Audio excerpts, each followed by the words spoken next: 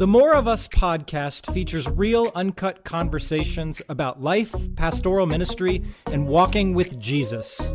All guests are pastors in the Charis Fellowship, bound by our common commitment to biblical truth, relationship, and mission.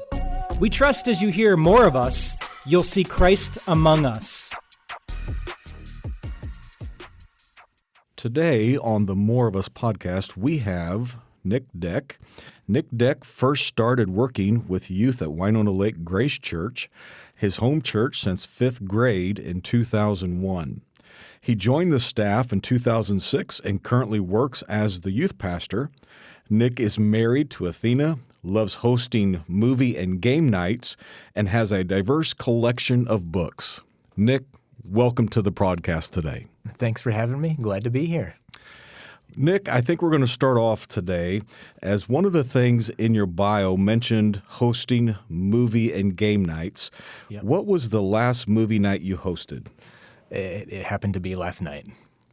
We are in a phase right now. We're doing what we call Musical Mondays. Every few years, we cycle this back up again, and we invite a plethora of people over, and whoever can come, comes. And for 6, 7, 8 Mondays in a row, whoever shows up will decide on what musical we're watching that night. And it happened to be, this was our 4th Musical Monday in a row, was last night, and it was Muppet Treasure Island. And Trent, not to brag, but I was personally invited by Nick. You may not know this, but true. I am Nick's cousin by marriage. Mm-hmm. And so we have family in the studio today. I mean, we're all part of the Charis family, but we have right. like blood family. I did not know that. Yep. That's great to know. Mm-hmm. Love the movie selection, by the way.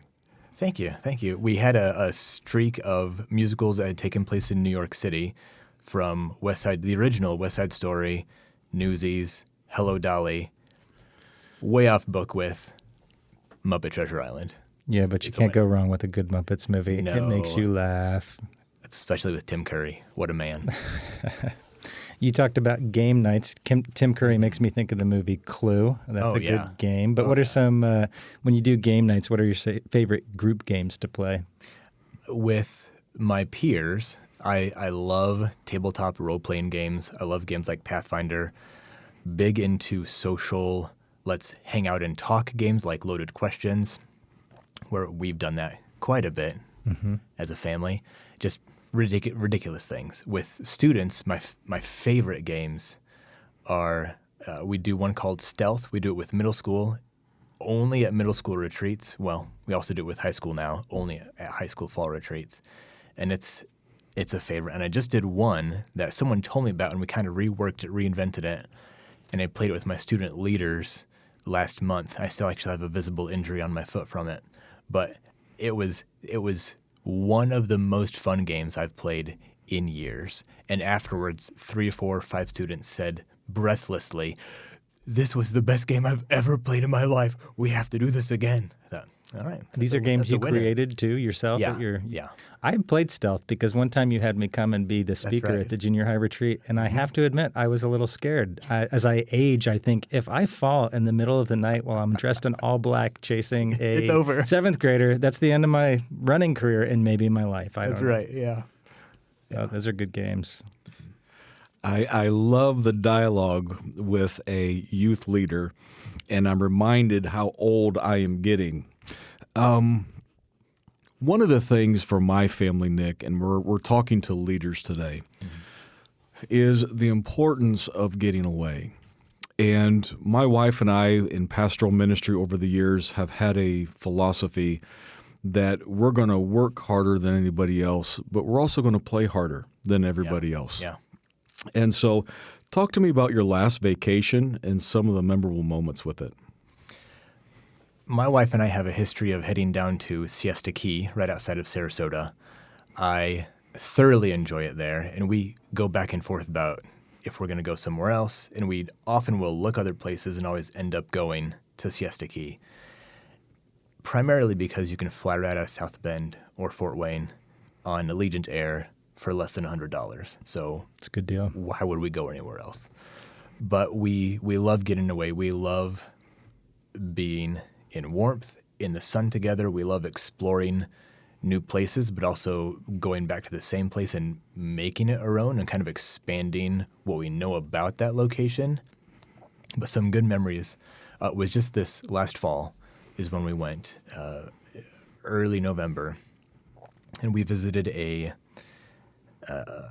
sort of an animal sanctuary that specialized in large cats. And I'm a massive fan of creation, a connoisseur of creation, if you will. Thank you, Kip Cohn. And especially large cats. And we got to see a lot of really amazing things that these large cats that had been rescued from various circumstances and now being able to thrive and live and be happy and enjoy themselves. It's amazing to see. I love that stuff. That's great. The Black Pine Animal Sanctuary here close to us in the Warsaw-Winona Lake area is a great day-long getaway for families and couples and such. We got to go when they were feeding, on a feeding tour, and they just, for some of the tigers, they just, here's your whole raw chicken, and just down it goes. And I think, well, that's very intimidating. That's full of bones. That could be my arm, and you would enjoy that just as much. You name-dropped Kip Cohn, too, and just as a reminder of this More of Us podcast, that this is featuring pastors from the Charis Fellowship, and we're going to hear lots of different names and different stories of different Charis people, and so we love hearing those Charis names dropped, so thanks for doing that. Unsolicited Kip Cohn name drop there. He's also my neighbor. We share a backyard. That's right. Yeah. You mentioned you and Athena do these vacations. I know that you've been married maybe about a dozen years coming up. It'll be 13 in October. So okay, good deal. And I'm sure you've found ways that you're very similar, things you like, and very different too. So tell us a little bit about your similarities and differences. Our similarities, we both love Christ first and foremost. We love God's word. We love reading it together, talking about it together, making connections. We love it. We also love people, hosting games. We love traveling. We love reading. We love story, the power of story. It's integral in our lives and in our faith, most certainly. So we have a lot of similarities when it comes to that. The key difference, I think, between us is she is a human being of empathy, and I am not in the slightest. But I've grown so much from that. I've watched her love others so well and be empathetic and reach out and consider what someone else is going through so much and so often. After 12 years now, I'm finally realizing, there's something to this. Maybe I need to be more sensitive and caring and ask more questions and do a better job at loving others. Yes, and the beauty of marriage is that God brings two different people together and uses our strengths and weaknesses to refine one another. Isn't that right, Trent? I mean, I'm sure you and your wife are not carbon copies of one another. You know what, Tim? I'm sitting listening to this conversation, and I'm thinking, I don't think my wife and I have anything in common. All of our we like different things, but the one thing we do have in common is we like to go and tailgate at football games. Hey, yeah. But other than that, we celebrate each other's diversity. And, I'm learning to enjoy some things she likes for a short period of time, right? And vice versa. She doesn't really come to the woods with me and hunt. But you're right, Tim. That's what makes marriage special. Yeah, and especially what you said first, Nick, is when Christ is at the center, we lead from our marriages. But if Christ is not the center, then it's going to be fraught with challenges and struggles, and those differences that we have, they get magnified and become irritations, not things. Liz and I my wife is Liz, we like to talk about irritations, those things about the other person that are different, but you come to love them deeply because they make you better and make that person's differences shine in front of you. Yep. Amen, especially if our wives are listening, right? Yeah. Mine's not. No offense. Mine might. Who knows? Nick, we all have seasons in our life where we see ourselves change. I was talking to someone the other day, and actually it was some students in a class, and we were talking about how we just process differently over seasons of life, and as we age, we see some things differently. There's gaining of wisdom, there's gaining of knowledge. What's something now in your 40s that you see yourself becoming better at than a 20-year-old Nick was? Everything, I think, is the right answer. Except maybe I'm not as good at being selfish. 20-year-old Nick Deck, what a nightmare. I think first and foremost, the thing that came to mind first was kind of what I talked about already, a little bit with Athena and empathy, but just the general category of listening well. I have really learned the power of listening and the value of not so often, especially in ministry with students and parents and problems that are constantly cycling up, listening not to give an answer, but listening to show value and to care for and to be there for someone else. That's something I'm still learning. I think I forget most frequently with Athena, but it's for some reason more ingrained in me. Okay, someone's coming to my office now. I don't have the answers. That's up to God and His Word and the Holy Spirit. It's my job to listen well, to make them feel heard, to make them feel loved, to know that they're loved, and to point them towards truth. And it's God is going to give them answers, but really the skill of listening well and not listening until I have an answer and then jump and share that straight out of the bat. You know, Nick, I think you said something so profound there that leaders really need to hear, and it's something I call being a present leader. Because as leaders, we're always, Tim, we're multitasking, we're trying to get things finished throughout the day. But so often we sit down, we talk to someone, and we're really not listening, but we're planning in our head that next thing that we're going to do, and we're not present with that person. And so I think leaders, one of the greatest things we can learn is how to be present at every moment during the day of whatever we're trying to accomplish. Yeah. It is easier said than done with these phones in our pockets and checklists in our heads, but that's actually the theme of my sermon this coming Sunday. So tune in to Leesburg Grace on this will air later, but on February 19th, and you can see what I say about presence. But back to our present moment, we're talking to Nick, and we want to transition into conversations about ministry. Obviously, we can draw ministry insights from marriage and everyday life, but we want to talk about your church ministry. And you grew up in your church since 5th grade. I did, and you are serving in your church as a 40-something, and there's pros to that, and Absolutely. There's cons to that. So Absolutely. I'd love to hear some of the pros and cons. I'm going to start with the cons, because I like to end on a positive note. I think some of the cons are speaking of dumb 20-year-old Nick Deck, he was even dumber in high school. And I think some of the cons of serving in the church, where I was with all those people that got to see me, some peers, some adults and parents, make those ridiculous, selfish, dumb, sometimes, often, sinful mistakes. And so now there's times where, because I'm in the same area that I grew up in, and went through puberty and went through all sorts of unhealthy, terrible dating cycles we can all guess some cons to that. So I'll let your imagination go wild. Also, I think growing up in this church, it's a lot less now than it has been in the past.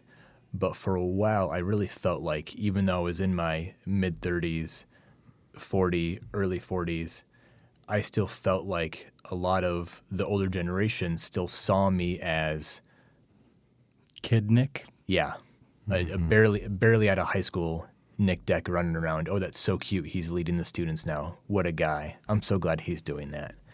And it might have been in my own head, but I don't necessarily think it was at the same time, because no one outright says that to you, but it's sort of a feeling. Yeah. It's probably akin to what Jesus felt when he went to Nazareth, and they said no prophet is without honor except in his hometown. I mean, I experience that when I go back to my hometown. The little Timmy syndrome is what I call it. Yeah. We're so much like Jesus. I'm so glad you brought that up. Yes.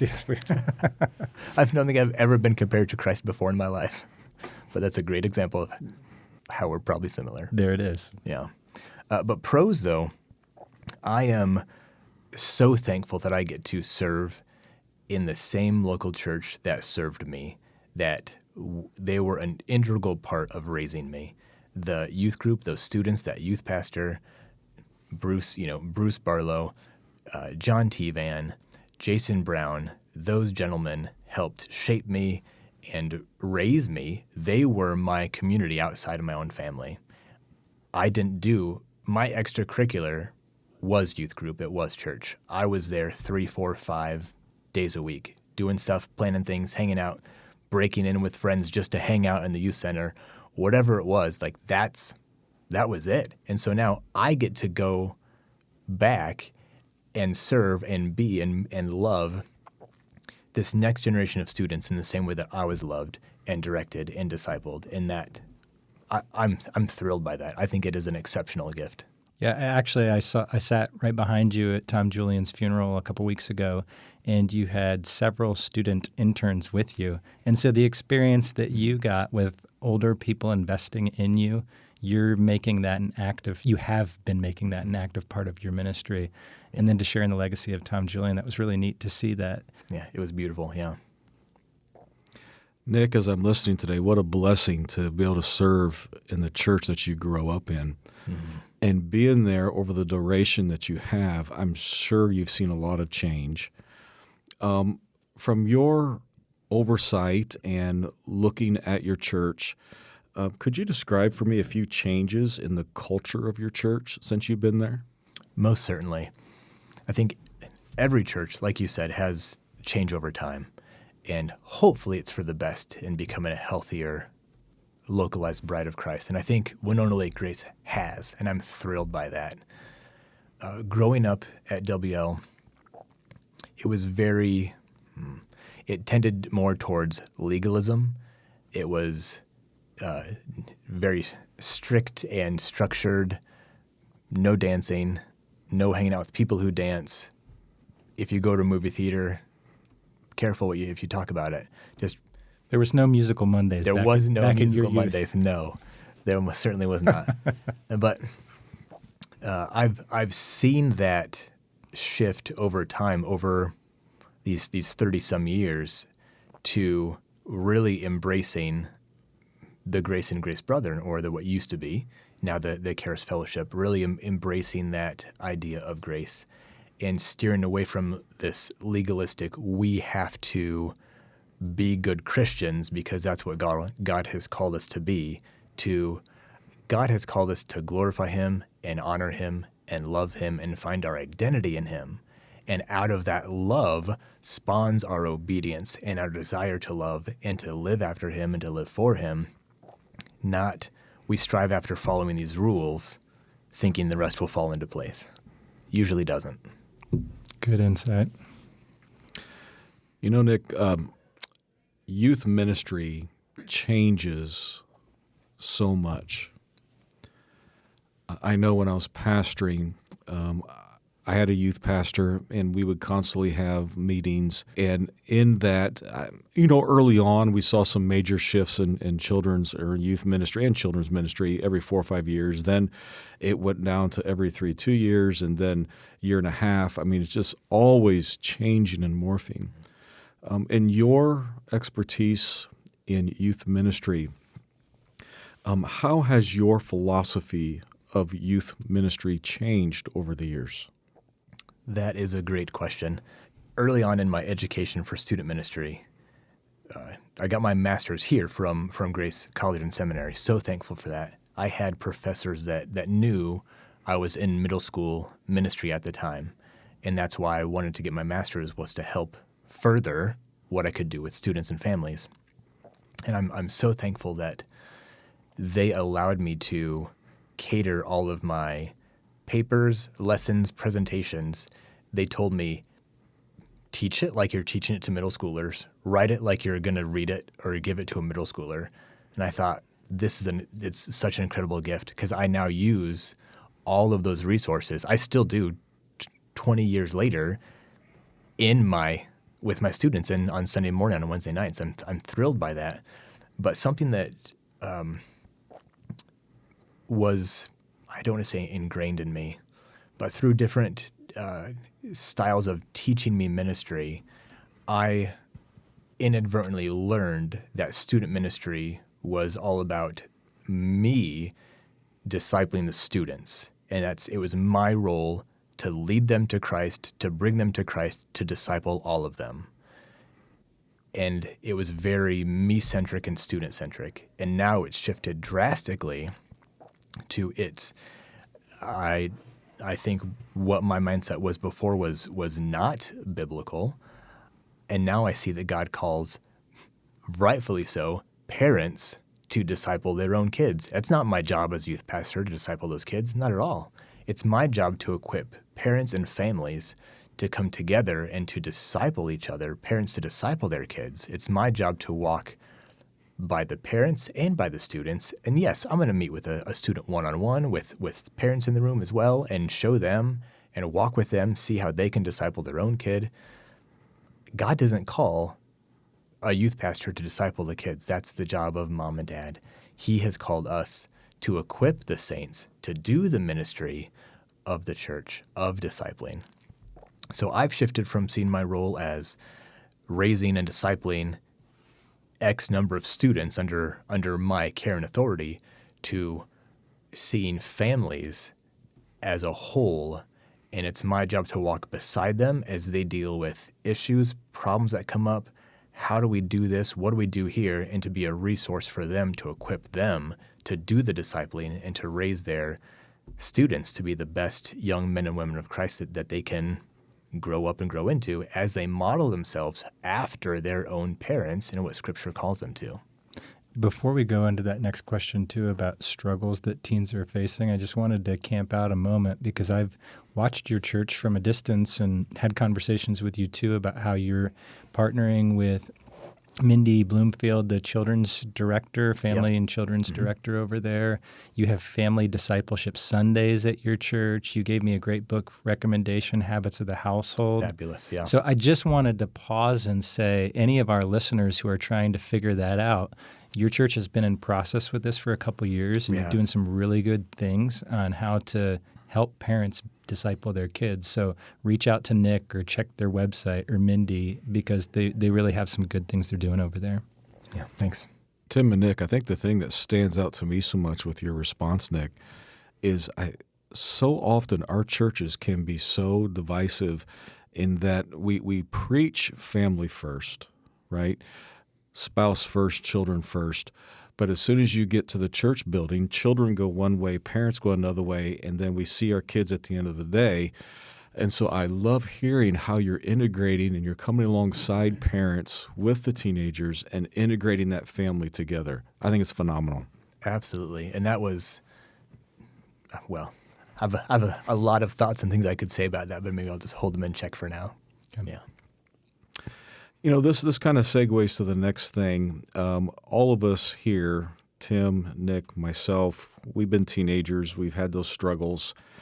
I've got 2 daughters that are in their 20s now, and I also have a preteen right now. And even looking at what my daughters struggled with compared to some of the things that my son deals with at that age, there's a difference. Mm-hmm. So what kind of struggles are you seeing today with teens? What's some of the prominent issues? Right now, some of the big things I'm seeing, and it's kind of been core through the last few years. It's just looked differently on the surface, and even through the first few layers, it's looked different. But at the base core of it, I think it's all about identity. And our students are...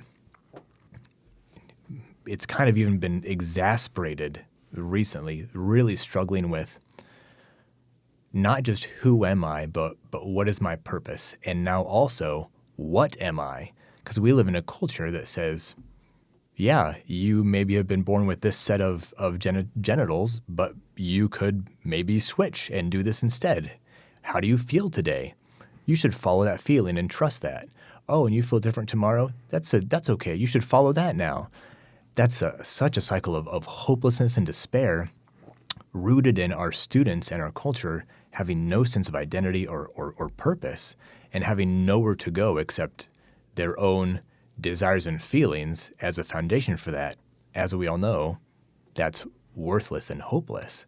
So seeing our students struggle with that key core idea of what their identity is, being told to follow their dreams, it's really sad, because we have students that are riddled with fear, anxiety, depression. I can't tell you the number of students I've talked to just the past 2 or 3 years who dread going to sleep at night because they have constant nightmares and are driven and controlled by fear and anxiety, because they're being bombarded by these messages from all over culture. And when we're given what we think is absolute freedom of everything, it is debilitating and crippling, because that's not how we were designed, not in the slightest. And I think that to go along in that same vein, that really steers our students down that path even more is, Tim, what you alluded to a little bit earlier, the busyness level of our culture and of our families and of our students. That's something that is really on my mind a lot lately, is how controlled our families are by schedules, sports, drama, band, jobs, anything, not even talking about media and social anything. I mean, that's a whole ball of wax. But seeing how I have 14, 15-year-old students who get up and go to school, they're out of the house by 7, and because of their activities and stuff that they're doing, that their parents have let them get involved in, they're the parents, they don't get home till 7, 8, 9, sometimes 10 o'clock, and that's almost every day of the week. And we're surprised that our students and our kids are depressed, anxious, and overweight and miserable and purposeless.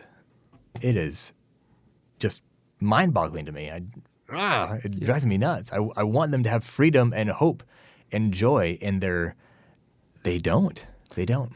Yeah, that is a lot of things that just feel heavy. You talk about the hopelessness, the despair, the anxiety, the fear, the nightmares. That's a new one to me, and that's haunting.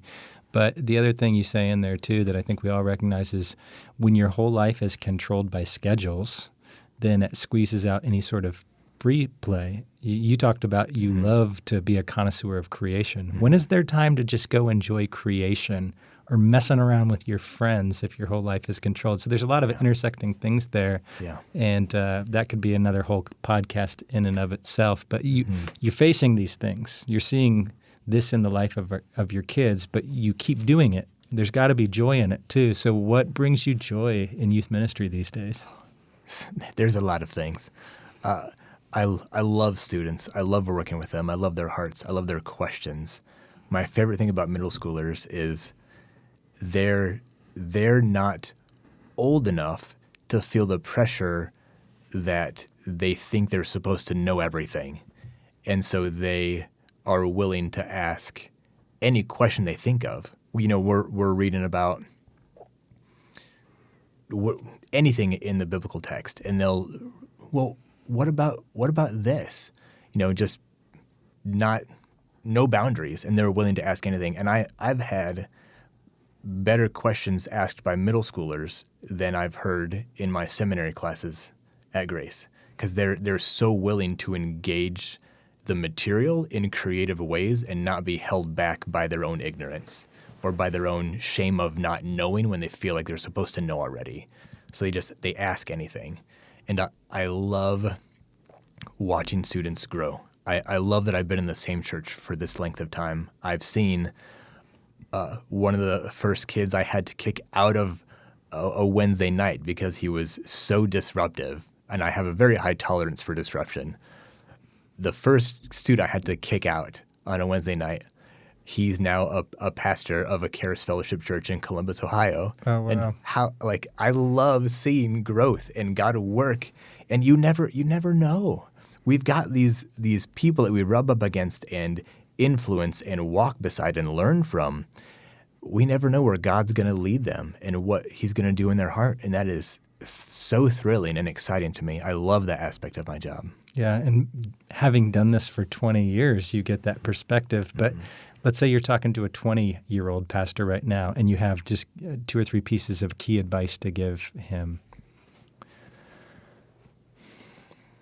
Good question. There's a lot.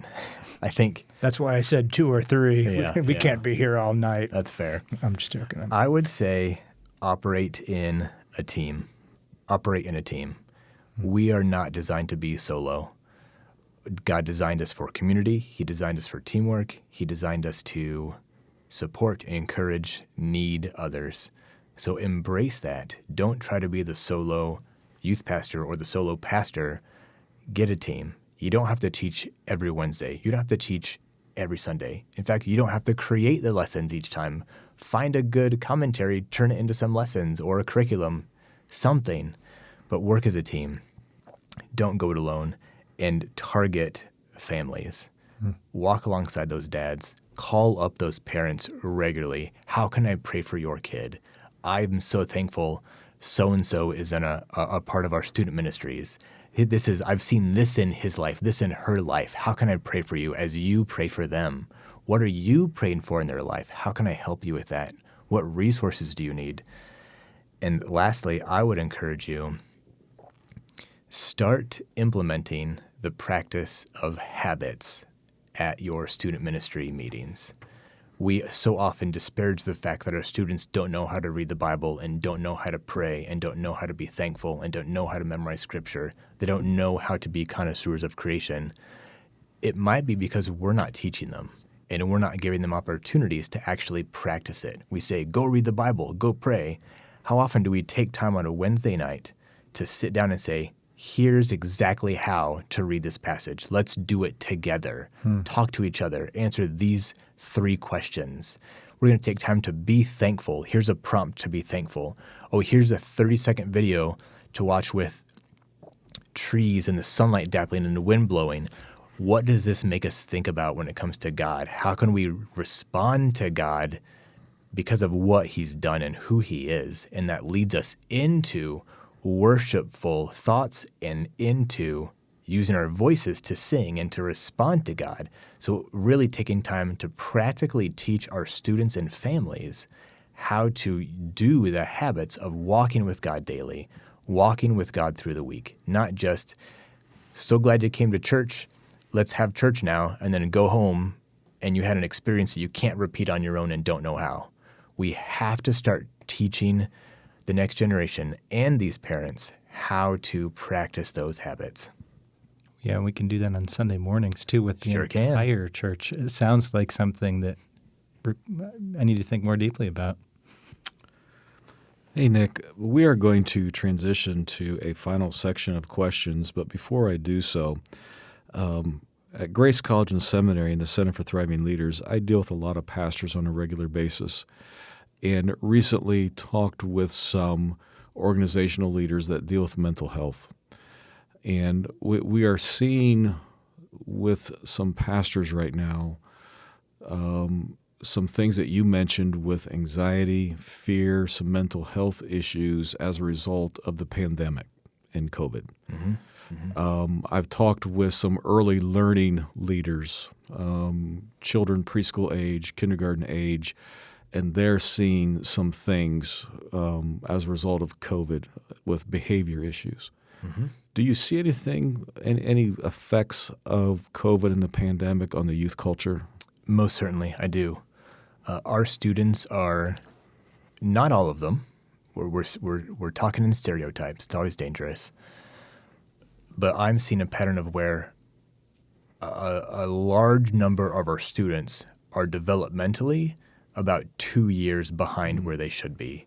My 7th graders are acting like 5th graders.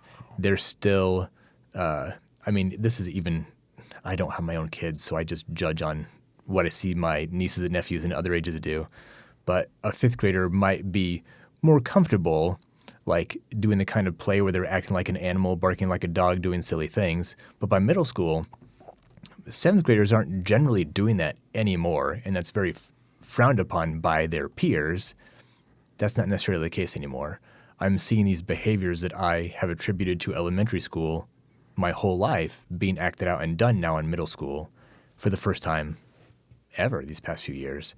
And I'm seeing my high schoolers, especially my 9th and 10th graders, looking very much like our middle schoolers did several years ago, where there's this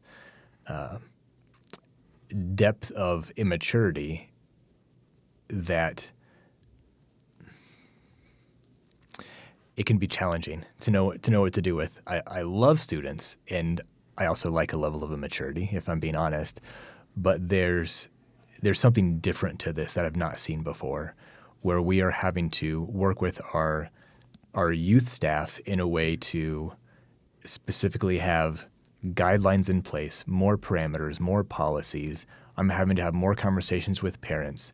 We're inviting parents into situations because our students can't handle the relative freedom that they have at a youth gathering on a Wednesday night for an hour and a half, hour 45 minutes. They can't handle it. So we're having to have more outside talks with parents and bring them in to help us know how do we help their student handle this time, get the most out of this time, enjoy this time, hear truth, and ideally take steps towards Christ. So we're seeing big changes, especially in the area of maturity.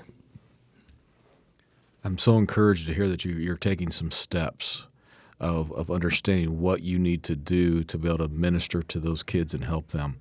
And I hope we've got ministry leaders listening right now. That's not something you can just shove under the rug, but you're going to have to be intentional to really reach those kids and bring them to some maturity. Yeah. Thank you, Nick. As we transition to our last section here, Nick, tell me about your sabbatical this past summer, and how did it help restore your soul? Well, speaking of things that could have their own podcast, I think Tim, you recently also had a sabbatical at the same time as mine. And we prayed together at the beginning of our sabbatical, we sure asking did. God to bless the time for us. It was and you did. In the sunshine at a park. Yes, One of the Lucerne Park. Lucerne Park. Wow. I have so much. Hang on. Let me sort them things out. Oh, okay. Tell you about my sabbatical. To be brief and concise, my sabbatical, the purpose I went with into my sabbatical was to I had been feeling discontent with the way student ministries have been going. And I was leaving on Wednesday nights. That's when we have our typical student meeting is Wednesday nights and also Sunday mornings. I was leaving on Wednesday nights feeling, what's the point? Why are we doing this? Because after so many years, I was seeing students I had invested in that were a part of the student leadership team that I met with one-on-one, that I knew their parents really well. I was seeing them go to college and walk away from their faith and just leave the church altogether. And it was frustrating. And I was feeling discouraged. Still love students, still want to keep doing it. But that led me to the point of wanting to take a step back and think through this whole process of, why am I doing student ministry this way? It hasn't fundamentally changed since I learned student ministry when I was in student ministry in the mid-90s. It has not changed. Hasn't changed. So what is it based on if we're no longer being effective at discipling our students with a faith that will withstand culture and the world that they're moving into? I took a step back and said, what are we basing Wednesday night on? It's really a microcosm of a Sunday morning service. Okay. Going to step on some toes. I stepped back and asked, so how effective is our Sunday morning service at discipling our families and equipping them with the ability to walk with God daily? I think the answer is it could be a lot better. It could be a lot better. And so I took a step back again. Okay, what's Sunday morning based on? Why are we doing Sunday mornings this way?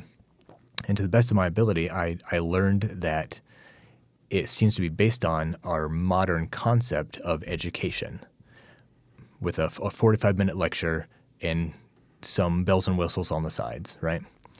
Okay, let's look at current modern education. How effective is that? I don't think we need to even answer that. I think we all know. We all know how effective it is not. So I went back and thought, what was education before it became what it is now? And I did a deep dive into some forms of classical education and looked at a whole realm of the way human beings learn, what it takes to memorize something, to learn something, to know something, and to make it an integral part of your life, not just memorize it for a minute and a half so you can regurgitate it on a test and move on, because that's not what we want for God's word and his truth at all, or doctrine and theology, knowing who Yahweh is. So that was the premise of my sabbatical, and I had a great time. I interviewed lots of youth pastors, other pastors, and I learned I wasn't the only one that felt this way, that there were a lot of other youth pastors out there that were struggling with this, tired of seeing their kids graduate and move on, and their faith just dissipates and they have nothing, or they, what's the trendy word for it? Deconstruct, thank you. For some reason, all I could think of was disentangle. I was like, it's not spaghetti. Deconstruct. And I think a healthy, proper deconstruction can be fabulous. I wasn't called deconstructing then, but I deconstructed my faith when I went off to college. I took it all apart and I analyzed every major world religion and North American cult and made big charts and thought through it all and came to, I hope, the obvious conclusion that, yes, the Bible is true, and yes, I do want to devote my life to it. So that was the premise of my sabbatical, and it was very, very exciting to have these conversations with other youth pastors and talking through things like, what does it look like to have our whole families in a service together? What kind of impact are we having as a church when we say to families, hey, parents, mom, dads, you guys come into this service, little kids, you guys go over there, you have your own church, this isn't for you. And when we do that and teach that for 18 years, well, no wonder why when a student graduates, they leave the church, because church was never for them. It was always for their parents. They no longer have a specialized church that's whatever it is. So I've really been wrestling with this idea of, if we're serious in our churches about wanting to target and equip families for ministry and families to disciple their students, what should not just student ministries, but what should Sunday mornings look like? And that's dangerous, because I'm just a youth pastor. I don't wield all authority. I just ask lots of questions and whatever. I don't know what. Yeah. Well, I think the sabbatical gives you space to ask those kind of questions and to dive into your curiosity, because when you're in the week to week and you just know that there's another week coming and the next event lined up, you don't have the mental space, you don't have the space on your calendar to be able to chase your curiosity down or deal with your discontent and bring it before the Lord. So I think when you talk about interviewing all these youth pastors and doing some research, for some people that does not sound like a sabbatical. But with your mentality, for my sabbatical, I wrote a doctoral paper, and I loved not every minute. I loved most minutes of it. God meets us in our personalities and our wirings. And so for you, that actually sounds very restful. And it also sounds like God was able to use that to address some of the discontent in your heart. And I think he wants to do that on a regular basis, because if we just lead from discontent, then we're going to bowl people over or walk away. And so I love what you shared that you learned and how you're probably still trying to figure that out. Yeah. And the reason that we're having different pastors on this podcast, youth pastors, lead pastors, associate worship, is because we need to hear from each other. Going back to what you said, we do this in team. Yeah. And so senior pastors can't ignore the discontent that a youth pastor is feeling as he engages with youth culture. That's the church too. And so it's good to hear that from you. We have a few more questions too, just about your soul and your interaction with Jesus. So I was going to ask, what rhythms or practices do you have? You talked about habits in youth group, but what about you personally? What are some habits that you and Athena together have that help you hear from and enjoy Jesus? Every well, I say every. Our goal is every, but oddly enough, or ironically enough, it doesn't happen Sunday mornings because I get up earlier than she does and off to church I go. But we have a habit of every morning we get together, we read the Bible. Our church is actually going through the chronological Bible right now, and it is wonderful, wonderful. But we're having a great time with that, where we read it every morning together, and we also are doing one at night before we go to bed. And you're like, well, you're doubling up. Well, yes, but that makes up for the times that we miss because of Sundays, or we're traveling, or somebody was sick, or who knows what. Things come up. So those are my favorite habits with Athena. We read together, we talk about it, we pray about it, we wonder about it. This morning we read about the passage, I'm going to forget, Aaron's two sons that bring the incense before God in the tabernacle that they weren't supposed to, and they're immediately struck down. And so we took time to wonder about that and to talk about it and explore what's going on there, what could, just kind of playing what ifs and thinking through different attitudes that God might have had, or be thinking of what he's trying to show the Israelites or show us. And I love that time with her, doing that at morning and at night. It's very refreshing and very encouraging. And then to know that, and to hear my wife pray for me regularly right there together, and for me to pray with her regularly about her, about what's going on that day, about what's been going on in our lives. It's so encouraging. It's so encouraging. I love that time. I also enjoy taking walks, love nature, love creation. A few months ago, Athena found a bird book from the public library for me. It's a very large coffee table book, and one page was a large image of miscellaneous random bird. The opposite page were facts about this bird. I tell you what, there's some weird birds out there, but I love, that is a worshipful experience for me, seeing God's creation, learning about it, seeing the nuances, and thinking, God designed this. God made this bird in such a ridiculous way for whatever reason, and we might not ever know. Why does the hooded patooey have noxious chemicals on its feathers that if you touch it, it's a neurotoxin and it makes your hands go numb? Why? Why is it there? It's just incredible. Yeah. So those are things that really restore me and encourage me in my faith and what we do. The word walks and wonder. I just turned that into a 3-point sermon application for you, alliterated. I'll take it. Well done. I'll take it. March's sermon series for you. Nick, question. We face different things in life, and certainly, as mentioned earlier, seasons change for us. Looking at your personal life now in ministry context, what are some challenges to your faith and maybe some struggles at this stage in your life in ministry that you deal with? I think right now, the biggest challenge to my life in the context of ministry is being in my 40s and also in student ministry. We hear quite frequently that youth ministry is a young man's game, and I completely understand that. Most certainly, my body tells me that after every retreat for the next week and a half. But it's I'm asked the question, well, what's in five years, what are you going to be doing from now? How long are you going to keep doing student ministry? Why are you still in student ministry? What's next? What on and on. And I think, well, I thought I was doing fine.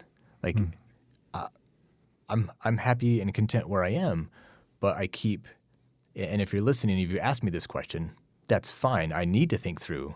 That's something I've always been terrible at in life, is thinking about what is next. I'm very content to hang out, have a great time with what I'm doing now. And so, for 20 years, I had my head down doing student ministry because I loved it and it was great. And then I kind of picked my head up and people are like, why are you still doing student ministry? So that makes me question, well, why am I still doing student ministry? Should I be doing something else? And so the past few years, I've kind of been racking my brain, like, why am I still doing student ministry? What else could I be doing? So far, my best answer has been getting a new degree and go into exotic animal handling. So odds are I'm not going to do that. I think I'm going to stay in student ministry. But You might be already doing that. touche. But that's something that has really, it kind of got in my head for a while. And until I was able to wrestle through, no, God has placed me here with passions and desires and abilities and biblical knowledge and experiences and context that no 20 to 30-year-old can have or will have. And he's placed me in a position to be able to walk alongside these families that are in our church to encourage these moms and dads and these students. Now working on the next generation, I've got a couple that I had their parents when they were in student ministry, and now they're in middle school, high school, and that's so rewarding. So being able to stick it out, even though I am getting older, and not let doubts or just weirdness, maybe it's midlife crisis, I don't know, I don't have a Corvette yet, so maybe that was it. But thinking through that and really wrestling with, okay, I'm where God wants me to be, and until it's obvious he wants me out, or there's somewhere else he really wants me to go, I'm in this for the long haul. If that means I'm still 60 years old, going to a middle school retreat, and then I can't walk or eat right for the next week and a half or 2 weeks, that's okay, because that's where I feel most content and most used. So really trusting in what God has, the way he's built me and designed me, and the context and setting that he's put me in. Nick, the other day I came home and my 13-year-old son was sitting on the couch, and I was just trying to engage with him and be relevant. And I said, dude, that's dope. And he goes, Dad, don't say that. I'm like, well, I just learned this word. I thought it was the cool thing to say. And so you're not in your 20s anymore, and you're doing youth ministry. What do you do to intentionally stay relevant with teenagers? There's a couple of areas I've chosen to kind of double down on to stay relevant with. In the past, I tried with music. I kind of tried all areas, all media and culture areas. No, that's impossible. No way. I could do it when I'm in my 20s, but now music is so fast and culture shifts and there's so many things. I've doubled down on the two areas most. Games, video games, tabletop games, board games. And I'm not I was one of the first to get like whatever new gaming system. I'm not always switching. Like I stuck with one, I stick with it, and I learn the games. I don't play them all, but I learn what's around. And so when a student comes up and says, oh, I've been playing this, I can dialogue about that and ask questions. Oh, well, what about this? I saw it has this. What did you think about it? I can ask in at least some degree of intelligent questions about that material. The other area is, I think maybe superhero genre, if I could say that. I'm an avid comic book collector, specifically DC and Batman. But also, I mean, if it's a superhero movie, I'm going to watch it. I don't care how terrible it obviously is or how incredible it's going to be or is. I'm probably going to watch it, maybe more than once, because students love it. Our culture loves it right now, and I love it. I've loved it for years. And so when I can sit down or stand or walk up to a group of students who are making fun of how terrible Morpheus was, and if I'm like, I don't know what you're talking about, I'm like, oh man, absolutely, like yes, when this was blah, blah, blah.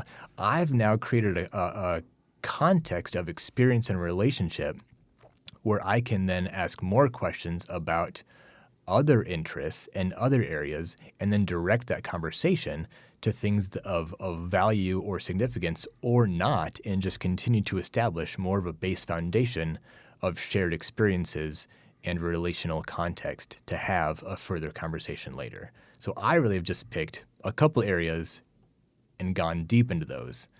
Video games, gaming, and superheroes. That's really it for me. I wonder if relevance creates relationship or relationship creates relevance. I think the answer is yes. Yeah. We've talked a lot about changing culture, and one of the things I appreciate about being a follower of Jesus is that he is the same yesterday, today, and forever. Mm-hmm. He is the author and perfecter of our faith, which you said you like story. It's a great thought about Jesus. And he's our interceder, our great high priest.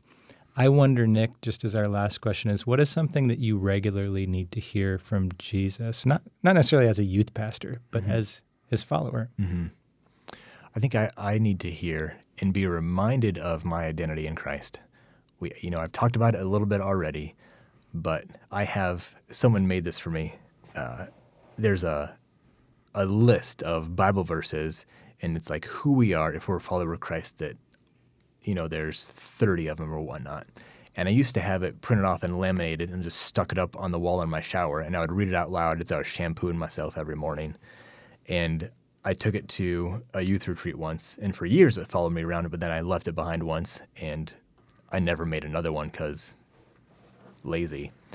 But someone recently made a sort of a large like sign material, like sort of canvas that's hung up in my office, and it says, Nick Deck, in Christ you are, and then it has all those things listed out, and it's just this big sign size hanging up on a side shelf in my office, so I see it right when I walk in to my office every day, or every time I'll even come back. And I love being reminded that my identity is not up to me. My purpose has already been designated. I don't have to try to find it. I don't have to create it. I can trust in the Creator, Yahweh, that he knew what he was doing when he made me, when he designed me, when he built me the way he did, when he gave me the desires and joys that he filled me with, when he gave me the flaws and inadequacies. He knew what he was doing. And I don't have to worry about making myself good enough, smart enough, witty enough, charming enough. It's all irrelevant because God has already made me exactly how he wants me, and he will continue to perfect me until the end of days. And that is something I need to hear regularly. Yeah. Well, and for anyone who's listened to this podcast today, that's true for all of us. We're not so-and-so's spouse. We're not our ministry position. Mm-hmm. We are a workmanship. We are a beloved child of God. We are a disciple. And it's great to be with another disciple today, Nick. That's right. Yeah. Thank you for being with us today. Thanks for having me. What a pleasure. We've had some laugh today. We've had some time of thinking through teenage years. But Nick, it has been a pleasure and just a rich treat to talk to you. And I know it's going to be a blessing to a lot of pastors and a lot of youth leaders across the country within the Charis Fellowship. So I thank you for your time today. Yeah, thank you. Tim, as always, more of us is reaching the Charis Collective and the Charis Network and Fellowship. And we want to hear from more Charis pastors continually. We'll have more for you coming up soon. This is Dr. Lambert with the Charis Collective and the Center for Thriving Leaders and Grace Theological Seminary, and Tim Sprankle, the pastor of Leesburg Grace Church. What a pleasure it is to be with him.